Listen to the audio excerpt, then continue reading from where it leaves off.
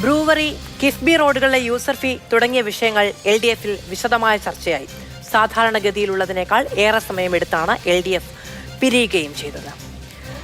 ഘടകകക്ഷികളെ പോലും വിശ്വാസത്തിലെടുക്കാതെയാണ് ഈ വിഷയങ്ങളിൽ സർക്കാർ മുന്നോട്ട് പോയത്, അല്ലെങ്കിൽ CPM മുന്നോട്ട് പോയത് എന്നുള്ളതാണ് പ്രതിപക്ഷത്തിന്റെ ആരോപണം. ഇക്കാര്യത്തിൽ തുറന്ന ചർച്ചയ്ക്ക് രമേശ് ചെന്നിത്തലയെ വെല്ലുവിളിക്കുകയും ചെയ്തു. ശ്രീ MB രാജേഷ്, VK ശ്രീകണ്ഠൻ പങ്കെടുക്കുമെന്നുള്ളതായിരുന്നു രമേശ് ചെന്നിത്തലയുടെ മറുപടി. പ്രതിപക്ഷം ഉന്നയിച്ച എല്ലാ വിഷയങ്ങളെയും ആദ്യം അഴിമതി എന്ന് വിളിച്ചുവെങ്കിലും സർക്കാരിന് ഇതുവരെ U-turn എടുക്കേണ്ടി വന്നിട്ടുണ്ട് എന്നുള്ളതാണ് പ്രതിപക്ഷത്തിന്റെ ആത്മവിശ്വാസം.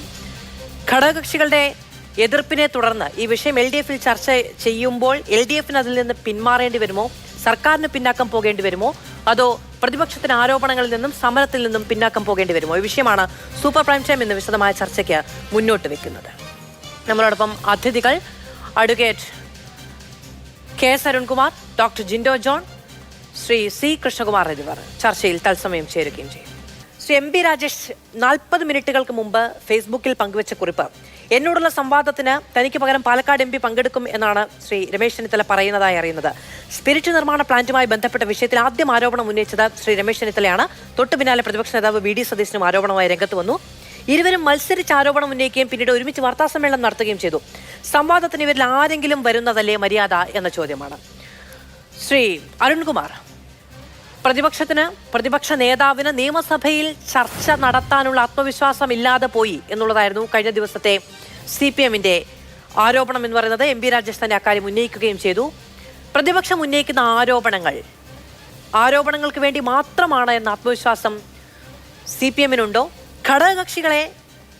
സഖ്യകക്ഷികളെ നിഴലിൽ നിർത്തിയുള്ള തീരുമാനമാണ് എന്ന വിമർശനത്തിന് മറുപടി കണ്ടെത്താൻ LDF യോഗത്തിലൂടെ കഴിഞ്ഞിട്ടുണ്ടോ? ഇവിടെ മദ്യനയവുമായി ബന്ധപ്പെട്ടുകൊണ്ട് നിരവധി ആരോപണങ്ങളാണ് ഇപ്പോഴത്തെ പ്രതിപക്ഷ നേതാവും മുൻ പ്രതിപക്ഷ നേതാവും മത്സരിച്ചുന്നയിച്ചത്. രാവിലെ 9:30 മുൻ പ്രതിപക്ഷ നേതാവ് പത്രസമ്മേളനം വിളിച്ചപ്പോൾ അതിന് 3 മിനിറ്റ് മുമ്പ് 9:27 AM ഇപ്പോഴത്തെ പ്രതിപക്ഷ നേതാവ് പത്രസമ്മേളനം വിളിച്ച് മുൻ പ്രതിപക്ഷ നേതാവിന്റെ പത്രസമ്മേളനം പൊളിച്ചു കളഞ്ഞതെല്ലാം നമ്മുടെ മുന്നിലുണ്ട്. പക്ഷേ നിരവധി ആരോപണങ്ങൾ ഉന്നയിച്ചിട്ടും അതിലൊന്നുപോലും സാധൂകരിക്കാൻ UDF-നോ കോൺഗ്രസിന്റെ നേതാക്കന്മാർക്കോ കഴിഞ്ഞിട്ടില്ല. ഏറ്റവും ആദ്യം പറഞ്ഞത് കേരളത്തിലെ ഇടതുപക്ഷ ജനാധിപത്യ മുന്നണിയുടെ മദ്യനയത്തിന് വിരുദ്ധമായിട്ടാണ് ഇത്തരത്തിലുള്ള പ്രഖ്യാപനം ഉണ്ടായത് എന്ന രൂപത്തിലുള്ള ഒരു പ്രസ്താവനയാണ് ഏറ്റവും ആദ്യം നടത്തിയത്. എന്നാൽ 2022-23 മദ്യനയത്തിലെ പേജ് ആമുഖത്തിൽ തന്നെ 2-ാം പേജിലും 3-ാം പേജിലും അതുപോലെ നമ്പർ 22-23 ആയിട്ട് കൃത്യമായി ഇപ്പോൾ പ്രഖ്യാപിച്ചിരിക്കുന്ന കാര്യങ്ങൾ ഉൾപ്പെട്ടിട്ടുണ്ട് എന്ന് വ്യക്തമായി. അതുപോലെ 2023-24 മദ്യനയത്തിലെ പാരഗ്രാഫ് 8-9 നമ്പർ 24-32 പാരഗ്രാഫ് ഉൾപ്പെടെ പ്രഖ്യാപിക്കപ്പെട്ട കാര്യങ്ങളാണ് ഇപ്പോൾ ഗവൺമെന്റ് നയമായി പ്രഖ്യാപിച്ച കാര്യങ്ങളാണ് നടപ്പാക്കുന്നതെന്ന് വന്നപ്പോൾ അത്തരത്തിൽ ആരോപണത്തിൽ നിന്ന് പിന്നിലേക്ക് പോയി. പിന്നെ പറഞ്ഞു ടെൻഡർ വിളിച്ചിട്ടില്ല. ഇത്തരത്തിലൊരു സംരംഭം ആരംഭിക്കുന്നതിന് ടെൻഡർ വിളിച്ച ചരിത്രം കേരളത്തിലില്ല. മുൻപ് UDF ഭരിക്കുമ്പോഴും അത്തരത്തിലുള്ള സാഹചര്യമില്ല, അതിന്റെ ആവശ്യമില്ല എന്ന ഒരു പൊതു ചർച്ച ഉയർന്നപ്പോൾ അതിൽ നിന്ന് പിൻവലിഞ്ഞു പോയി. പിന്നീട് പറഞ്ഞു പഞ്ചായത്തിനെ അറിയിക്കാതെയാണ്, എലപ്പള്ളി പഞ്ചായത്തിനെ അറിയിക്കാതെയാണ് ഇത്തരത്തിലുള്ള ഒരു നയം തീരുമാനിച്ചതെന്നാണ്.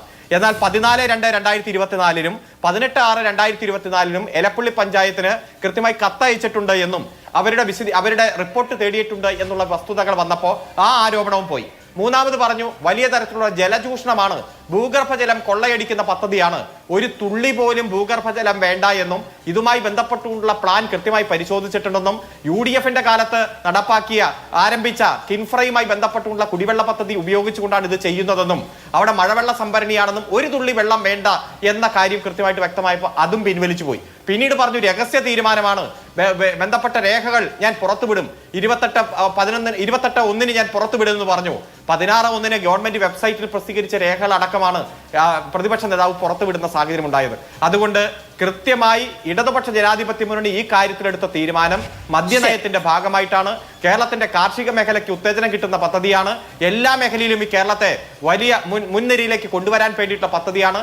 എഥനോൾ ഉൽപാദനത്തിന്റെ കാര്യത്തിൽ കർണാടകത്തെയും മഹാരാഷ്ട്രയെയും ആശ്രയിച്ച് മുന്നോട്ട് പോകേണ്ട സാഹചര്യം ഒഴിവാക്കാൻ വേണ്ടിയിട്ടാണ്. അത് കോൺഗ്രസിന് വലിയ ബുദ്ധിമുട്ടുണ്ട്. കേരളത്തിന് ലാഭവും തൊഴിലും ഉണ്ടാകുന്ന ഒരു സംവിധാനമാണ്, അതിൽ നിന്ന് പിന്നോട്ട് പോകണം എന്ന നിലപാട് പ്രതിപക്ഷത്തിന്റെ ദൗർഭാഗ്യകരമാണ് എന്ന വിമർശനമാണ് CPM മുന്നോട്ട് വെക്കുകയും ചെയ്യുന്നത്. ഡോക്ടർ ജിൻഡോ ജോൺ, ഇതിപ്പോ മുൻ പ്രതിപക്ഷ നേതാവോ ഇപ്പോഴത്തെ പ്രതിപക്ഷ നേതാവോ അതോ അവർ രണ്ടുപേരും കൂടി നിയോഗിക്കുന്ന മൂന്നാമതൊരാളോ 3 പേരും ചേർന്നോ വന്നോളൂ സംവാദത്തിന് എന്നുള്ളതാണ് മന്ത്രി എം പി രാജേഷിന്റെ പുതിയ വെല്ലുവിളി. എന്തുകൊണ്ടാണ് ഇങ്ങനെ ഒരു ചർച്ചയ്ക്ക് പോലും തയ്യാറാകാൻ കഴിയാത്തത് എന്ന ചോദ്യം ഭരണപക്ഷത്ത്, നിങ്ങൾ വിമർശനം ഉന്നയിക്കുമ്പോൾ ഭരണപക്ഷം പ്രതിരോധത്തിലാകുന്നു എന്നുള്ളതാണല്ലോ നിങ്ങൾ തുടർച്ചയായി പറയുന്നത്. അങ്ങനെ ഒരു ചർച്ചയ്ക്ക് പരസ്യമായ വെല്ലുവിളി ഏറ്റെടുക്കാൻ കഴിയാത്ത അത്ര ആത്മവിശ്വാസക്കുറവ് പ്രതിപക്ഷത്തിന് ഈ വിഷയത്തിലുണ്ടോ?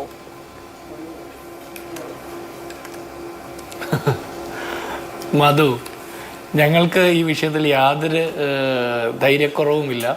ഞങ്ങളിങ്ങനെ അത് കണ്ടുകൊണ്ടിരിക്കുകയല്ലേ. എം പി രാജേഷ് ഓരോ ദിവസവും വെല്ലുവിളിക്കുന്നു, ഓരോ ദിവസവും അത് പൊളിയുന്നു. കഴിഞ്ഞ പാലക്കാട് ബൈ ഇലക്ഷൻ്റെ സമയത്ത് എന്തൊക്കെ വെല്ലുവിളികളാണ് നടത്തിയത്, ഓരോന്നും പൊളിഞ്ഞില്ലേ? അപ്പോൾ അതൊക്കെ അവിടെ നിൽക്കട്ടെ, ഈ വെല്ലുവിളിയൊക്കെ നമുക്ക് അവിടെ നിൽക്കട്ടെ. ഇവർ പറഞ്ഞത് എന്താ, LDFന്റെ തീരുമാനം ആയിരുന്നു എന്നാണ്. അപ്പോൾ ഇന്നത്തെ LDF യോഗത്തിലാണ് ബ്രൂവറി ഈ പദ്ധതിയുമായിട്ട് മുന്നോട്ട് പോകാൻ, എലപ്പുള്ളിയിലെ മദ്യ കമ്പനിയുടെ പദ്ധതിയുമായിട്ട് മുന്നോട്ട് പോകാൻ തീരുമാനിച്ചത്. ഇതിനു മുമ്പത്തെ LDF യോഗത്തിൽ അങ്ങനെ ഒരു തീരുമാനമെടുത്തിട്ടില്ല. അങ്ങനെ ഒരു തീരുമാനമെടുത്തെങ്കിൽ RJDയും CPI അടക്കമുള്ള പാർട്ടികൾ ഇതുപോലെ പ്രതിഷേധിക്കുമായിരുന്നോ? ഇല്ല. അപ്പോൾ ഇത് LDFന്റെ തീരുമാനമായിരുന്നില്ല, പിണറായി വിജയന്റെയും അദ്ദേഹത്തിന്റെ കൂട്ടുകച്ചവടക്കാരായിട്ടുള്ള ആളുകളുടെയും തീരുമാനമായിരുന്നു. രണ്ടാമത്തത് മദ്യനയത്തിൽ ഇതൊക്കെ പറഞ്ഞിട്ടുള്ളത്. നിങ്ങളുടെ മദ്യനയത്തിൽ അരുൺകുമാർ ഇവിടെ പറഞ്ഞിട്ടുള്ള മദ്യനയത്തിൽ പറഞ്ഞത് എക്സ്ട്രാ ന്യൂട്രൽ ആൽക്കഹോൾ ഉൽപ്പാദിപ്പിക്കും, അതിനു വേണ്ടിയിട്ടുള്ള കാർഷിക മേഖലയിലെ ഉൽപ്പന്നങ്ങൾ ഉപയോഗിച്ചുകൊണ്ട് അതിനുള്ള സൗകര്യങ്ങൾ ഏർപ്പെടുത്തുമെന്നാണ്. ഇവിടെ ബോട്ട്ലിംഗ് പ്ലാന്റ് കൊണ്ടുവരുമെന്നോ അല്ലെങ്കിൽ വലിയ രീതിയിലുള്ള ജലചൂഷണത്തിന് കാരണമായിട്ടുള്ള മറ്റ് പ്ലാന്റുകളൊക്കെ സ്ഥാപിക്കുമെന്ന് നിങ്ങളുടെ മദ്യനയത്തിൽ പറഞ്ഞിട്ടുണ്ടോ? അല്ലെങ്കിൽ മാൾട്ട് സ്പിരിറ്റ് ഉൽപ്പാദിപ്പിക്കുന്ന, ബ്രാൻഡി ഉൽപ്പാദിപ്പിക്കുന്ന, വൈനറി ഇതൊക്കെ കൊണ്ടുവരും നിങ്ങൾ പറഞ്ഞിട്ടുണ്ടോ? ബ്രൂവറി കൊണ്ടുവരുമെന്ന് നിങ്ങൾ പറഞ്ഞിട്ടുണ്ടോ? നിങ്ങൾ എക്സ്ട്രാ ന്യൂട്രൽ ആൽക്കഹോൾ ഉൽപ്പാദിപ്പിക്കുന്ന പദ്ധതികളുമായിട്ട് വരുമെന്നാണ് നിങ്ങളുടെ മദ്യനയത്തിൽ പറഞ്ഞിട്ടുണ്ടായിരുന്നത്. അടുത്തത് മറ്റ് വകുപ്പുകളെ അറിയിച്ചാണ് ഇതെല്ലാം സുതാര്യമാണെന്നാണ് പറയുന്നത്. 2024 കഴിഞ്ഞ മന്ത്രിസഭാ നോട്ടിന്റെ, അതായത് ഈ മദ്യനയം അംഗീകരിച്ചു, ഈ ബ്രൂവറിക്ക് അനുമതി കൊടുത്തുകൊണ്ടുള്ള, ഒയാസിസ് കമ്പനിക്ക് അനുമതി കൊടുത്തുകൊണ്ടുള്ള തീരുമാനമെടുക്കുമ്പോൾ പോലും നിങ്ങൾ പറഞ്ഞ 16-ാം തീയതി സൈറ്റിൽ അപ്ലോഡ് ചെയ്ത വിവരങ്ങൾ എന്നാണ്. അത് പ്രകാരം ധനകാര്യ വകുപ്പിന്, വ്യവസായ വകുപ്പിന്, ജലവിഭവ വകുപ്പിന്, തദ്ദേശ സ്വയംഭരണ വകുപ്പിന് 4 പ്രധാനപ്പെട്ട ഇതുമായി ബന്ധപ്പെട്ട് പ്രവർത്തിക്കേണ്ട വകുപ്പുകളെ അറിയിക്കാതെ മുഖ്യമന്ത്രിയുടെ ആശീർവാദത്തോടെ എക്സൈസ് വകുപ്പാണ് ഇത് കൊണ്ടുവരുന്നത്. അപ്പോൾ ഇത് നിങ്ങൾ കൂടിയാലോചിച്ചിട്ടില്ല, മന്ത്രിസഭയിലെ മറ്റു വകുപ്പുകളുമായിട്ട് ആലോചിച്ചിട്ടില്ല, LDFൽ ആലോചിച്ചിട്ടില്ല. എന്തിന് ഇത്ര തിടുക്കപ്പെട്ട ലൈസൻസ് കൊടുക്കുന്നു, അല്ലെങ്കിൽ പ്രാഥമിക ലൈസൻസ് കൊടുക്കുന്നു? ഒന്നാമത്തെ പ്രശ്നം. അടുത്തത് നിങ്ങൾ പറഞ്ഞത് ഇത് 10 ഘട്ട പരിശോധന നടത്തി പ്രാഥമിക ലൈസൻസ് ആണ്, പിന്നീടുള്ള പരിശോധനയിൽ ഏതെങ്കിലും രീതിയിലുള്ള വീഴ്ചകൾ വന്നാൽ, ഏതെങ്കിലും രീതിയിൽ സംസ്ഥാനത്തിനോ ആ പ്രദേശത്തിനോ മോശകരമായിട്ടുള്ള കാര്യമാണെങ്കിൽ, പാരിസ്ഥിതിക ആഘാതം ഉണ്ടാക്കുന്നതാണെങ്കിൽ പിൻവലിക്കുമെന്ന്. ഇന്നത്തെ LDF യോഗത്തിന്റെ ഫൈനൽ തീരുമാനം എന്താ? ഈ പദ്ധതിയുമായിട്ട് മുന്നോട്ട് പോകുമെന്ന സർക്കാർ തീരുമാനിക്കുകയാണ് ഇത് മുന്നോട്ട് പോകുമെന്ന്. അപ്പൊ നിങ്ങൾ പറയുന്നതിൽ എന്ത് ആത്മാർത്ഥതയുണ്ട്? ഏതെങ്കിലും ഭാവിയിൽ ഏതെങ്കിലും രീതിയിലുള്ള പ്രശ്നം വന്നാൽ അപ്പോൾ ഈ പദ്ധതിയുടെ ലൈസൻസ് കട്ട് ചെയ്യും, ഇത് താൽക്കാലിക ലൈസൻസ് ആണ്, പെർമനന്റ് ആയിട്ട് കൊടുത്തിട്ടുള്ള അല്ല എന്ന് പറയുന്നതിൽ എന്ത് ആത്മാർത്ഥതയാണുള്ളത്? ഇന്നത്തെ LDF യോഗത്തിൽ പറയുന്നത് ഈ തീരുമാനമായിട്ട് മുന്നോട്ട് പോകും എന്ന്. ഇനി അരുൺകുമാർ പറയുന്നത് പ്രഖ്യാപിച്ചതൊക്കെ നടപ്പാക്കിയെന്നാണ്. ഈ കഴിഞ്ഞ ബഡ്ജറ്റിൽ കേരളത്തിലെ അംഗൻവാടി ജീവനക്കാർക്ക് ഇൻഷുറൻസ് കൊടുക്കും, ഏർപ്പാടാക്കുമെന്ന് നിങ്ങളുടെ ബഡ്ജറ്റിൽ ധനകാര്യമന്ത്രി പറഞ്ഞിരുന്നു, ബാലഗോപാൽ. അത് ഈ പുതിയ ബഡ്ജറ്റ് അവതരിപ്പിച്ചപ്പോഴും നടപ്പാക്കിയിട്ടില്ല. കേരളത്തിലെ ഉന്നത വിദ്യാഭ്യാസത്തിന്റെ ഹബ്ബാക്കി മാറ്റുമെന്നാണ് പറയുന്നത്. ഇവിടെ റാഗിങ്ങിന്റെ ഹബ്ബായിട്ട് ഇതിനെ മാറ്റാൻ പറ്റി എന്നുള്ളതിനപ്പുറത്ത് കേരളത്തിൽ എന്തെങ്കിലും നടത്താൻ നിങ്ങളെ കൊണ്ട് സാധിച്ചോ? കേരളത്തിലെ മെഡിക്കൽ ഹബ്ബാക്കി മാറ്റുമെന്ന് നിങ്ങൾ പറഞ്ഞു, നടത്താൻ നിങ്ങളെ കൊണ്ട് സാധിച്ചോ? ഇവിടെ ഡെവലപ്മെന്റ് സോൺ ആക്കുമെന്ന് നിങ്ങൾ പറഞ്ഞു, അത് നിങ്ങളെ കൊണ്ട് സാധിച്ചോ? അതുപോലെ ഓരോ കാര്യങ്ങൾ എടുത്ത് പരിശോധിച്ചാൽ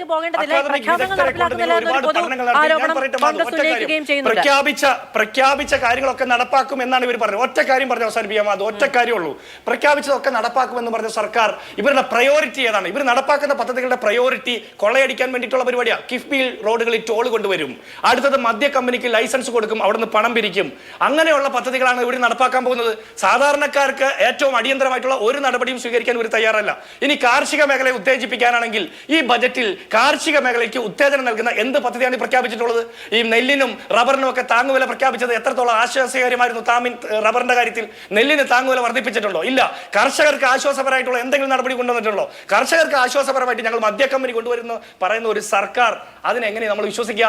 പാരിസ്ഥിതിക ആഘാത പഠനങ്ങൾ നടത്താതെ ഭൗമശാസ്ത്രജ്ഞരുടെ ഈ വിഷയങ്ങളൊക്കെ ഒരു ഓപ്പൺ ഡിബേറ്റിന് വിളിക്കുകയാണെങ്കിൽ, തുറന്ന ഒരു സംവാദത്തിന് വിളിക്കുകയാണെങ്കിൽ ഇതൊക്കെ ഉന്നയിക്കാൻ കഴിയുമെങ്കിൽ വേണ്ടി മാത്രം അത് സ്വീകരിക്കാമല്ലോ എന്നാണ് ചോദിക്കുന്നത്. ഇപ്പം സംവാദങ്ങളെയോ അല്ലെങ്കിൽ ചർച്ചകളെയോ ഒന്നും ഭയപ്പെടുന്നവരല്ല എന്ന് എപ്പോഴും പറയുന്നതാണല്ലോ. അപ്പോ മന്ത്രി നേരിട്ട് ഫേസ്ബുക്കിൽ ഏറ്റവും അവസാനം നിങ്ങൾ 3 പേര് കൂടി വരും, ഞാനൊരു സംവാദത്തിന് തയ്യാറാണ് എന്നുള്ളതാണ് അദ്ദേഹം 40 മിനിറ്റുകൾക്ക് മുമ്പ് കുറിച്ചിരിക്കുന്ന ഒരു പോസ്റ്റിൽ പറയുന്നത്. അതിൽ നിന്ന് പിൻവാങ്ങി നിൽക്കുക എന്ന് പറയുന്നത് ചർച്ചകളെ നടത്തുന്നില്ല, ഏകപക്ഷീയമായി മുന്നോട്ട് പോകുന്ന സർക്കാരാണ് എന്ന് വിമർശനം ഉന്നയിക്കുന്ന പ്രതിപക്ഷത്തിന് ചേർന്നതല്ലോ എന്ന് ചോദിച്ചു എന്നേ ഉള്ളൂ.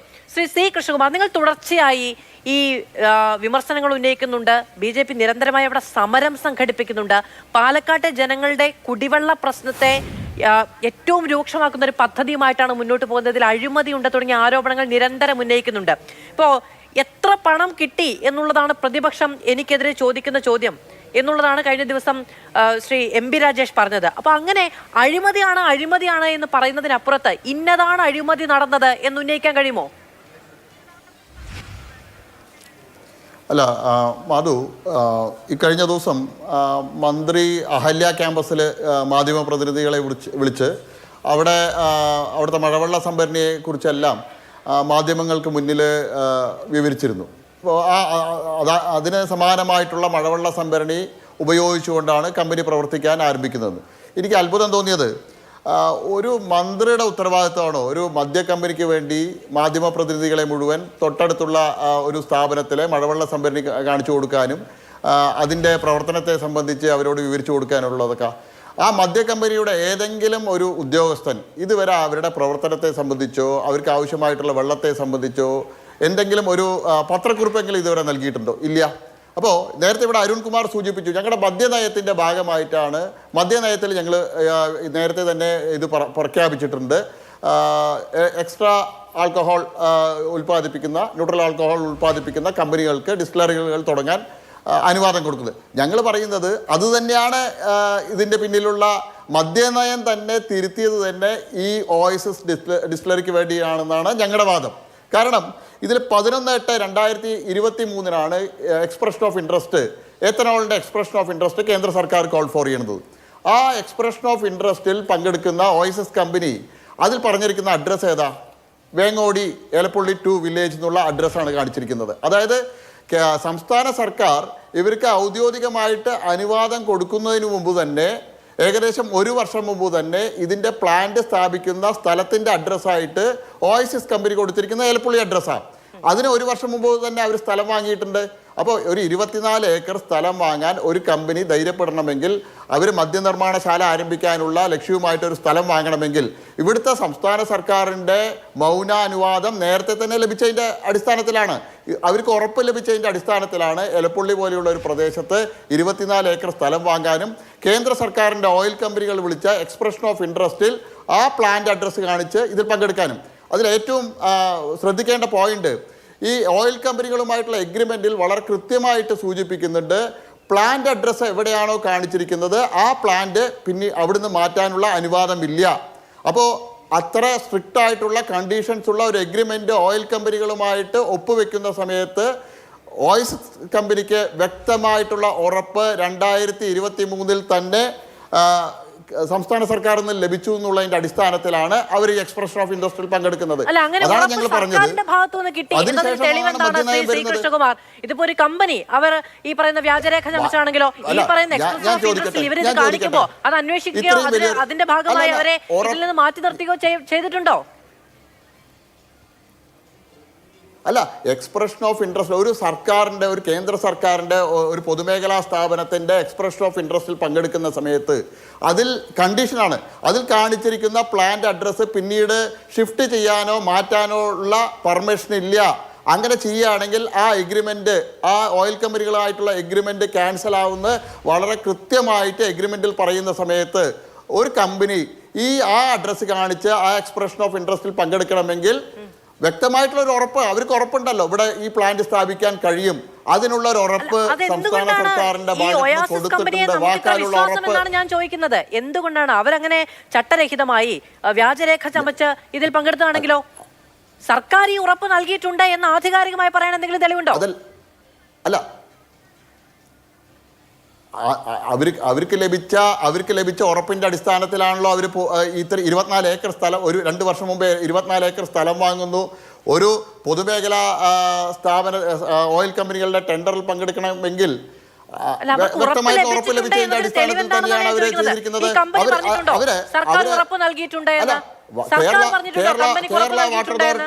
കേരള വാട്ടർ അതോറിറ്റി കൊടുത്ത ലെറ്റർ പോരെ തെളിവായിട്ട്? കേരള വാട്ടർ അതോറിറ്റി അവർക്ക് ലെറ്റർ കൊടുക്കുകയാണ്, അവർക്ക് ആവശ്യമായിട്ടുള്ള വെള്ളം കൊടുക്കാം, അതിനുള്ള NOC കൊടുക്കുകയാണ്. എക്സ്പ്രഷൻ ഓഫ് ഇൻട്രസ്റ്റിൽ അതിൽ പങ്കെടുക്കുന്ന സമയത്ത് അതിനാവശ്യമായിട്ടുള്ള വെള്ളം ലഭിക്കാൻ ഉള്ള സോഴ്സ് പറയണം. അതിൽ പറഞ്ഞിരിക്കുക അതിനുള്ള NOC എവിടുന്നാണ് ഹാജരാക്കിയിരിക്കുന്നത്? കേരള വാട്ടർ അതോറിറ്റിയിൽ നിന്ന്, എക്സിക്യൂട്ടീവ് എഞ്ചിനീയറിൽ നിന്ന്. വാട്ടർ അതോറിറ്റി എക്സിക്യൂട്ടീവ് എഞ്ചിനീയറുടെ NOC വെച്ചിട്ടാണ് എക്സ്പ്രഷൻ ഓഫ് ഇൻട്രസ്റ്റ് പങ്കെടുക്കുന്നത്. നയത്തിൽ മാറ്റം വരുന്നു. ഇതിന് മുന്നോടിയായി സ്ഥലം മേടിക്കുന്നു. ആ സ്ഥലത്തിന്റെ അഡ്രസ്സ് വെച്ചുകൊണ്ട് പിന്നീട് പ്ലാന്റിന്റെ അഡ്രസ്സ് അവിടെ നിന്ന് മാറ്റാൻ പാടില്ല എന്ന മാനദണ്ഡം അംഗീകരിച്ചുകൊണ്ട് ഈ ഓയിൽ കമ്പനിയുടെ ഈ എക്സ്പ്രഷൻ ഓഫ് ഇൻട്രസ്റ്റിൽ ഭാഗഭാക്കാകുന്നു. അപ്പൊ സർക്കാരിന്റെ ഉറപ്പ് നൽകാതെ ഇങ്ങനെ ഒരു കമ്പനി ഇതിന്റെ ഭാഗമാകുമോ എന്ന ചോദ്യമാണ് ഉന്നയിക്കുന്നത്. അപ്പൊ സർക്കാരിന്റെ ഉറപ്പ് കിട്ടിയിട്ടുണ്ട് എന്നതിന് എന്താണ് തെളിവ് എന്ന് ചോദിക്കുമ്പോൾ അതിന് വാട്ടർ അതോറിറ്റിയുടെ കത്ത് തെളിവല്ലേ എന്ന് ചോദിക്കുന്നു. അപ്പൊ സർക്കാരും ഈ കമ്പനിയും വാട്ടർ അതോറിറ്റിയും എല്ലാം ചേർന്ന് അവിടെ ഒരു ക്രയവിക്രയം നടത്തിയിട്ടുണ്ട് എന്ന് രമേശ് ചെന്നിത്തല ചൂണ്ടിക്കാണിക്കുന്നുണ്ടായിരുന്നു, VD സതീശൻ ചൂണ്ടിക്കാണിക്കുന്നുണ്ടായിരുന്നു, BJPയും ചൂണ്ടിക്കാണിക്കുന്നു. ഇതിലൊരു കണ്ണുകെട്ട് കൃത്യമായി നടന്നിട്ടുണ്ടോ? ഇതിൽ കോൺഗ്രസിന്റെ പ്രതിനിധികളും BJPയുടെ പ്രതിനിധികളുമെല്ലാം കഴിഞ്ഞ 2 ആഴ്ചയായി ചാനൽ ചർച്ചകളിൽ വന്ന് പരസ്പര വിരുദ്ധമായിട്ടുള്ള ആരോപണം ഉന്നയിക്കുകയാണ്. ഇവിടെ 2022 മദ്യനയത്തിന്റെ ഡേറ്റ് എന്നാണ്. ആ മദ്യനയത്തിന്റെ ഡേറ്റ് 31/3/2022 ആ മദ്യനയത്തിന്റെ 2ാമത്തെ പേജിൽ ഇന്ത്യൻ നിർമ്മിത വിദേശ മദ്യം ബിയറും മറ്റ് സംസ്ഥാനങ്ങളിൽ നിന്നാണ് ഇറക്കുമതി ചെയ്യുന്നത്. മാത്രമല്ല ഇന്ത്യൻ നിർമ്മിത വിദേശ മദ്യം നിർമ്മിക്കുന്നതിന് ആവശ്യമായ അസംസ്കൃത വസ്തുവായ ENA പൂർണ്ണമായും സംസ്ഥാനത്തേക്ക് ഇറക്കുമതി ചെയ്യുകയാണ്. കേരളത്തിൽ നിർമ്മിക്കുന്ന ഇന്ത്യൻ നിർമ്മിത വിദേശ മദ്യത്തിൽ നല്ലൊരു പങ്ക് സംസ്ഥാനത്ത് പുറത്തുനിന്നുള്ള മദ്യ ഉൽപാദന കമ്പനികൾ കേരളത്തിലെ ഡിസ്റ്ററിയിലൂടെ ടൈപ്പ് വഴി നിർമ്മിക്കുന്നതാണ്. ഇതുമൂലം സംസ്ഥാനത്തിന് ഉണ്ടാകേണ്ട വരുമാനവും സൃഷ്ടിക്കാവുന്ന തൊഴിലവസരവും നഷ്ടപ്പെടുകയാണ്. കേരളത്തിന് ആവശ്യമായി ഇന്ത്യൻ നിർമ്മിത നിയമസഭയിൽ വായിച്ചു കേൾപ്പിച്ചതാണ്. ശ്രീ അരുൺകുമാർ, ഞാൻ അങ്ങിലേക്ക് തന്നെ വരാം. LDFന്റെ കൺവീനർ ശ്രീ TP രാമകൃഷ്ണൻ ഇപ്പോൾ ഈ വിഷയവുമായി ബന്ധപ്പെട്ട് മാധ്യമങ്ങളോട് സംസാരിക്കുന്നുണ്ട്. അതിലേക്ക് ഞാനിപ്പോ പറഞ്ഞ കാര്യങ്ങൾക്കൊന്നും ഇടതുപക്ഷ ജനാധിപത്യ മുന്നണിയും ഭിന്നതയില്ല. അവിടെ അങ്ങനെ ഇല്ലല്ലോ, ഇവിടെ അങ്ങനെ ഒരു എതിർപ്പ് അവിടെ പ്രകടിപ്പിച്ചിട്ടില്ലല്ലോ. എനിക്കറിയാം, ഞങ്ങൾ ചർച്ച ചെയ്തിട്ടുണ്ട്, ഞങ്ങൾ ചർച്ച ചെയ്ത് ഏകീകരിച്ച ധാരണയിലേക്ക് പോയിട്ടുണ്ട്. അതല്ല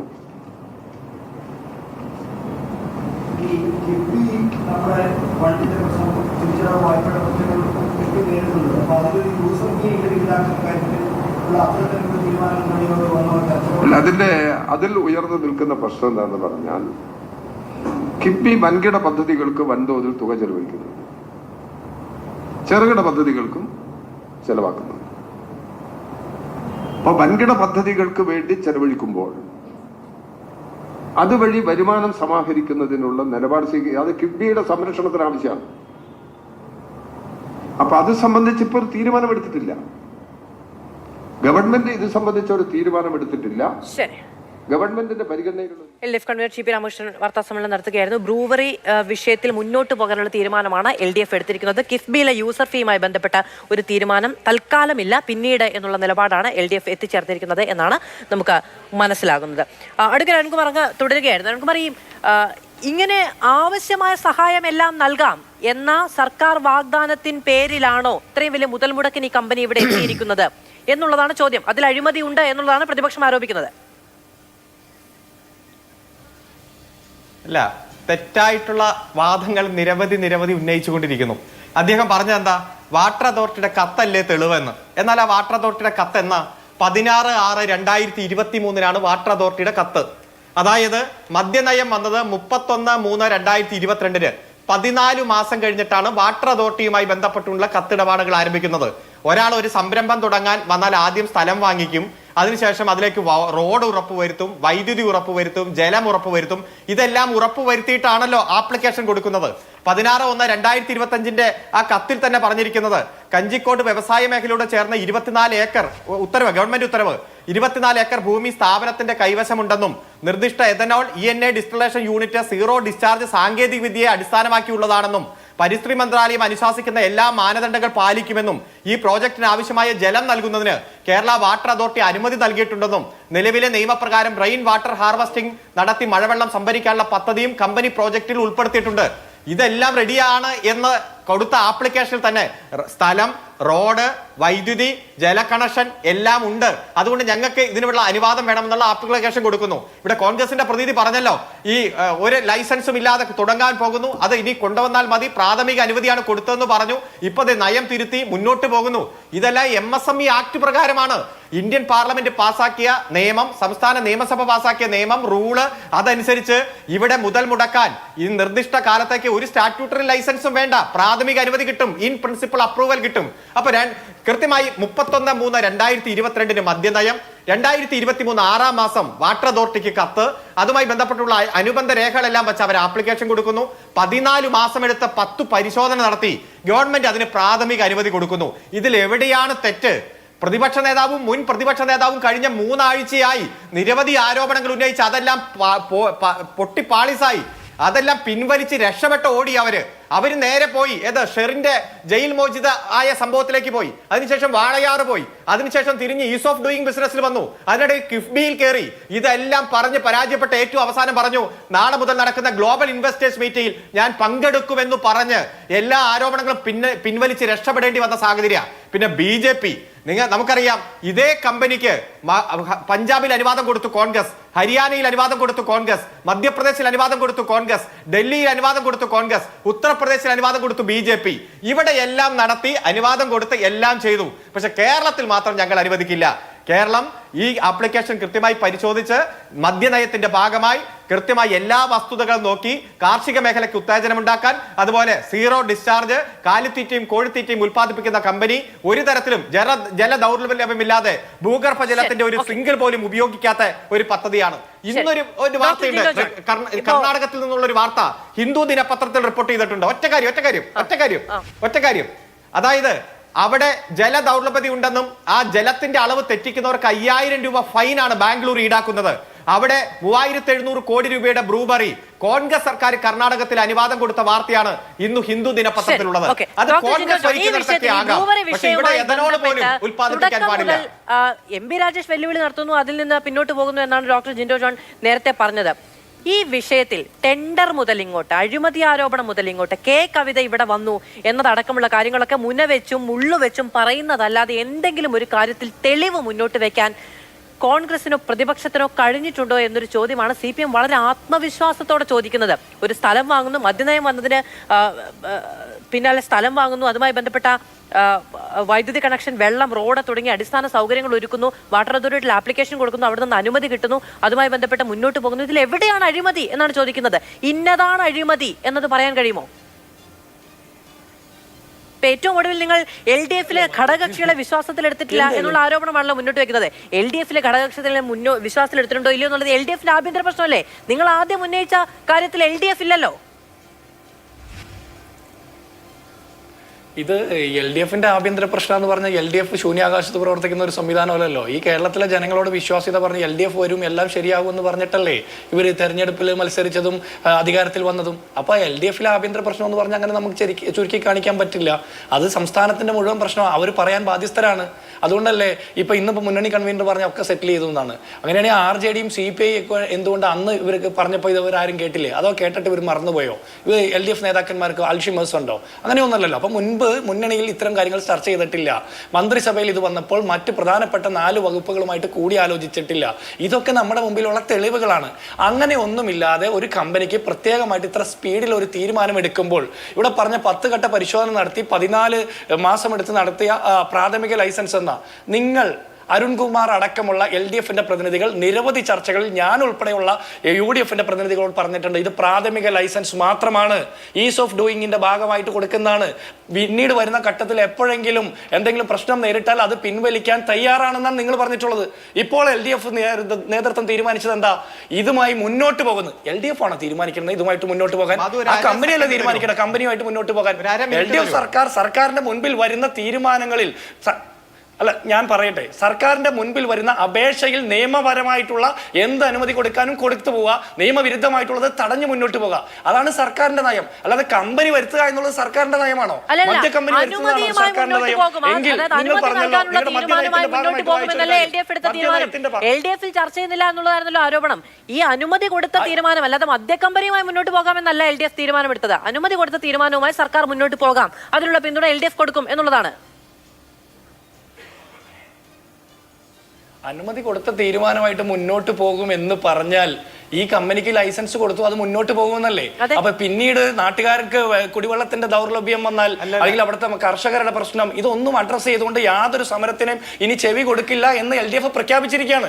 എലപ്പുള്ളി പഞ്ചായത്തിലെ നാട്ടുകാർ വിചാരിക്കണം, LDF കേരളത്തിലെ ഈ മുന്നണി തീരുമാനിച്ചിരിക്കുന്നു, ഈ സർക്കാർ തീരുമാനിച്ചിരിക്കുന്നു, നാളെ നിങ്ങൾ സമരം ചെയ്താൽ നിങ്ങൾ കർഷകരുടെ കുടിവെള്ളം കിട്ടാത്ത ആളുകളുടെ വിലാപങ്ങൾക്ക് ഈ സർക്കാർ ചെവി കൊടുക്കാൻ പോകുന്നില്ല.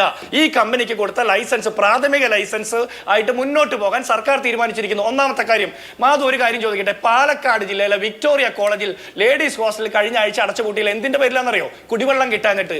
ഒരു കോളേജിലെ മികവിന്റെ കേന്ദ്രമാക്കുന്ന ഉന്നത വിദ്യാഭ്യാസ രംഗത്ത് ഒരു സർക്കാർ കലാലയത്തിലെ വനിതാ ഹോസ്റ്റലിൽ വെള്ളമില്ലാതെ അടച്ചുപൂട്ടുന്ന ഒരു സാഹചര്യത്തിൽ മദ്യ കമ്പനിക്ക് വാട്ടർ അതോറിറ്റി വഴി വെള്ളം കൊടുക്കുമെന്ന് പറയുമ്പോൾ ഈ സർക്കാരിന്റെ പ്രയോറിറ്റി എന്താ? അതുകൂടി ഇവിടെ ചർച്ച ചെയ്യണ്ടേ? അതുകൊണ്ട് നമുക്ക് ചർച്ച ചെയ്യണ്ടേ? പാലക്കാട് ജില്ലയിൽ ഇങ്ങനെ ഒരു കമ്പനി വരുമ്പോൾ അത് കമ്പനിക്ക് വേണ്ടിയിട്ട് PR വർക്ക് നടത്തുന്നത് എക്സൈസ് വകുപ്പ് മന്ത്രിയാ. ഇപ്പൊ നേരത്തെ ഇവിടെ പറഞ്ഞല്ലോ, അഹല്യ ക്യാമ്പസിൽ പോയി പത്രക്കാരെ വിളിച്ചുകൂട്ടി പ്രചരണം നടത്തുന്നു. അത് മന്ത്രി ചെയ്യേണ്ട പണിയാണോ? അത് ഓയാസിസ് കമ്പനിയുടെ PR ചെയ്യേണ്ടതാണ് അല്ലേ? അവരല്ലേ ചെയ്യേണ്ടത് ആ പണി? അത് മന്ത്രിയാണ് ചെയ്യേണ്ടത്. അതിനാണ് നമ്മൾ എക്സൈസ് വകുപ്പ് മന്ത്രിക്ക് ശമ്പളം കൊടുക്കുന്നത്. എക്സൈസ് വകുപ്പ് മന്ത്രിക്ക് ശമ്പളം കൊടുക്കുന്നത് ഇവിടുത്തെ എക്സൈസ് നയങ്ങൾ തീരുമാനിക്കാൻ, എക്സൈസ് വകുപ്പിന്റെ മുമ്പിൽ വരുന്ന ഫയലുകൾ പരിശോധിച്ച് നീതിപൂർവകമായ തീരുമാനമെടുക്കാൻ, അല്ലാതെ മദ്യ കമ്പനിക്ക് വേണ്ടിയിട്ട് PR പണിയെടുക്കാനല്ല. അത് ഡിവൈഎഫ്ഐ നേതാവായിരിക്കും അത് ചെയ്യണം. അത് കേരളത്തിൽ ഒരു മന്ത്രിയായിരിക്കുമ്പോൾ അദ്ദേഹത്തിന് ഒരു മറുപടി പറയാനുണ്ടെന്ന് ആവശ്യപ്പെട്ട് തുടർച്ചയായി കയറുന്നതുകൊണ്ടാണ് നോർമലി ശ്രീകൃഷ്ണകുമാറിലേക്കാണ് പോകേണ്ടത്. അരുൺകുമാർ അങ്ങ് ഉന്നയിക്കാൻ ഉദ്ദേശിക്കുന്ന വിഷയം വളരെ ചുരുക്കി പറയണേ, മറ്റുള്ളവരുടെ അവസരമാണ്. ഒറ്റ കാര്യമുള്ളൂ, ഈ 16/1/2025 ഈ ഉത്തരവ് ഇറങ്ങിയത്. ആ ഉത്തരവിൽ പ്രാരംഭ അനുമതി എന്ന് തന്നെയാണ് അതിന്റെ സംഗ്രമത്തിലും അവസാന വാചകം ഞാൻ വായിക്കാം. ഒയാസിസ് കൊമേഴ്ഷ്യൽ പ്രൈവറ്റ് ലിമിറ്റഡ് സ്ഥാപനത്തിന് പ്രാരംഭ അനുമതി നൽകി ഇതിനാൽ ഉത്തരവാകുന്നു. എല്ലാ SMME പ്രകാരമുള്ള ഇൻഡസ്ട്രി ആരംഭിക്കാൻ, സംരംഭം ആരംഭിക്കാൻ പ്രാഥമിക അനുമതിയാണ് കൊടുക്കുക. 3 വർഷത്തിനുള്ളിൽ എല്ലാ സ്റ്റാറ്റ്യൂട്ടറി ലൈസൻസും ഈ കമ്പനികൾ ഹാജരാക്കിയാൽ മതി. അത് ഈ രാജ്യത്തെ നിയമമാണ്, സംസ്ഥാനത്തെ നിയമമാണ്. ആ നിയമപ്രകാരം പോകുമ്പോൾ എല്ലാ അനുമതിയും കൊടുത്തു. ഇനി അതിനെതിരെ ഒരു പ്രതിഷേധവും പറ്റില്ല, ഇനി ഒരു സർട്ടിഫിക്കറ്റും വേണ്ട എന്ന രൂപത്തിലാണോ? തെറ്റിദ്ധരിപ്പിക്കുന്ന ചർച്ചയാണ്. പ്രതിപക്ഷ നേതാവ് പറഞ്ഞില്ലേ, ഒരു തരത്തിലുള്ള സംരംഭങ്ങളും പ്രഖ്യാപിക്കപ്പെട്ട് ഞാൻ കണ്ടില്ല, എനിക്കറിയില്ല.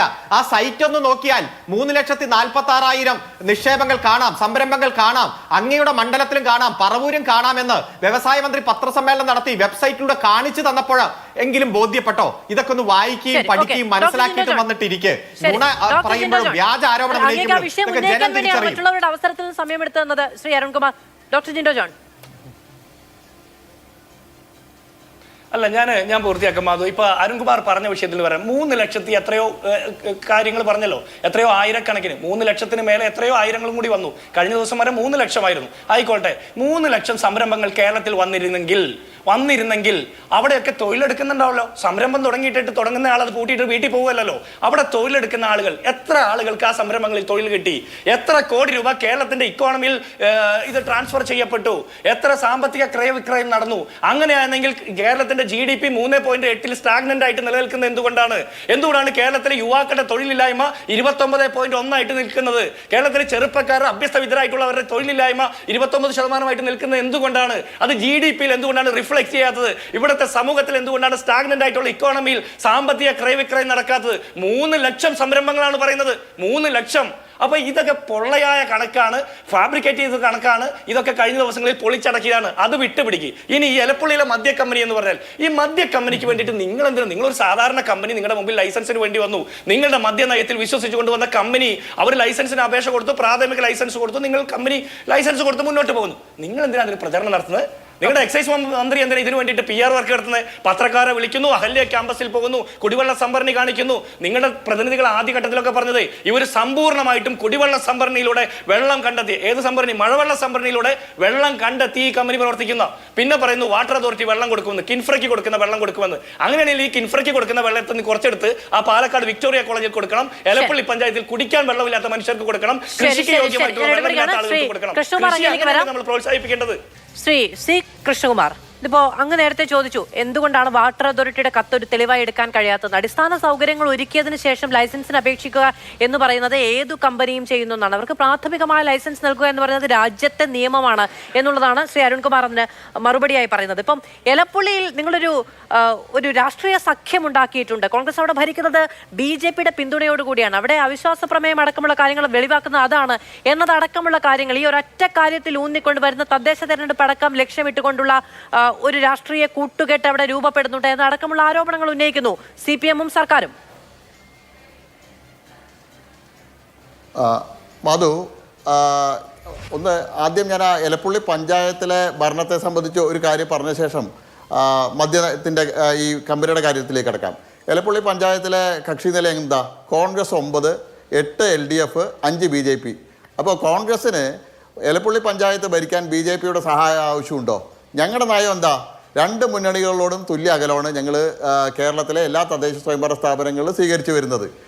കഴിഞ്ഞ 4.25 വർഷം എലപ്പുള്ളി പഞ്ചായത്തിൽ കോൺഗ്രസിൻ്റെ ഭരണസമിതിക്ക് എതിരായിട്ട് ഒരു സമരം അവിടുത്തെ CPM-ൻ്റെ നേതൃത്വത്തിൽ നടന്നിട്ടുണ്ടെങ്കിൽ ഞാൻ അരുൺകുമാറും മാധുവും പറയുന്നതോട് യോജിക്കാൻ തയ്യാറാണ്.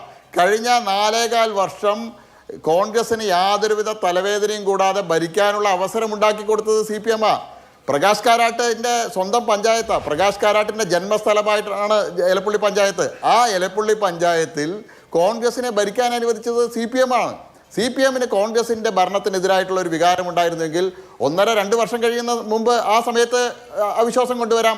ഇപ്പം അവിടെ ഒരു മദ്യ കമ്പനി വരുന്നു, അതിനെതിരായിട്ടുള്ള നിലപാട് വരുന്നു, അവിടെ വലിയ ജനങ്ങളുടെ ഇടയിൽ പ്രതിഷേധമുയരുന്നു. അതിൽ നിന്ന് ജനശ്രദ്ധ തിരിച്ചുവിടാനായിട്ട് കൊണ്ടുവന്ന അവിശ്വാസ പ്രമേയമാണ്. അല്ലാതെ CPM-ന് ആ അവിശ്വാസ പ്രമേയത്തോട് യാതൊരുവിധ ആത്മാർത്ഥതയില്ല.